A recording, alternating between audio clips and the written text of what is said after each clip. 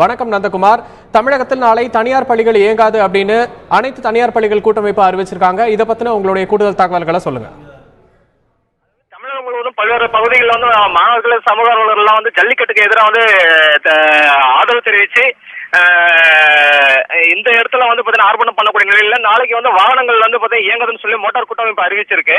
இதனால வந்து பாத்தீங்கன்னா பள்ளிகளுக்கு செல்லக்கூடிய மாணவர்கள் இது வந்து கடுமையான சிரமத்துக்குள்ளார்கள் ஒரு அடிப்படையில் வந்து இன்னைக்கு தர்மபுரியில வந்து தனியார் பள்ளிகள் கூட்டமைப்பு மாநில பொதுச் செயலாளர் இளங்கோவன் வந்து இன்னைக்கு வந்து தெரிவிச்சிருக்கிறாரு.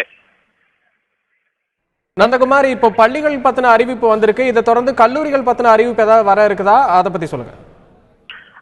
கல்லூரிகளுக்கு இன்னையில இருந்து 22ஆம் தேதி வரைக்கும் வந்து இன்னைக்கு வந்து பாத்தீங்கன்னாக்க விடுமுறை வந்து அரசு தரப்புல வந்து அறிவிச்சிருக்காங்க. அதாவது கல்லூரிகள் நிர்வாக தரப்புல வந்து தெரிவிச்சிருக்காங்க. இதனால வந்து பாத்தீங்கன்னாக்க தர்மபுரி மாவட்டம் பொறுத்த வரைக்கும் பாத்தீங்கன்னாக்கா பெரிய அளவுல வந்து தாக்கத்தை வந்து ஏற்படுத்தல அப்படின்னு சொல்லலாம். ஏன்னா இப்போதைக்கு வந்து தற்சமயம் ஒரு 2000-3000 மாணவர்கள் கூட்டமைப்பினர் தான் நீங்க வந்து ஆர்ப்பாட்டம் தொடர்ந்து பண்ணிட்டு இருக்கிறாங்க.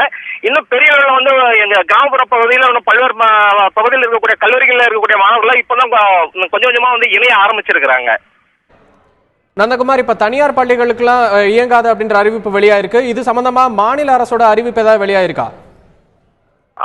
இப்பதான் தற்சமயம் இப்ப உங்களுடைய கூட்டமைப்புல வந்து அறிவிப்பு வெளியே இருக்கு. ஆனா வந்து இது தொடர்பா வந்து மாநில அறிவிப்பு வந்து விரைவில் வந்து எதிர்பார்க்கலாம் தான் நினைக்கிறேன்.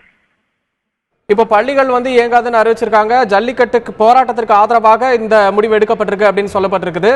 இதை தொடர்ந்து போராட்டத்தில் கலந்து கொண்டவர்களுடைய எண்ணிக்கை எந்த அளவுக்கு அதிகரிக்கும்? பள்ளி மாணவர்களும் இதுல பங்கேற்றுவதற்கான வாய்ப்பு இருக்கிறதா? அதை பத்தி சொல்லுங்க.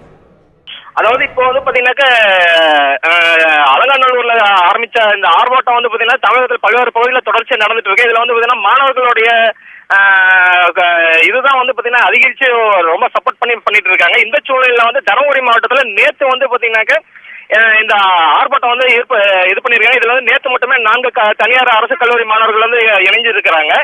இன்னைக்கு வந்து பாத்தீங்கன்னா பல்வேறு மாணவர்களும் வந்து பாத்தீங்கன்னாக்கா அவங்க ஸ்கூல் யூனிஃபார்மோடய வந்து பாத்தீங்கன்னாக்க இன்னைக்கு வந்து ஆர்ப்பாட்டத்துல வந்து பங்கெடுத்து இருக்கிறாங்க. சோ இதனால வந்து ஆர்ப்பாட்டம் வந்து தீவிர வரையுமே எதிர்பார்க்கப்படுகிறது.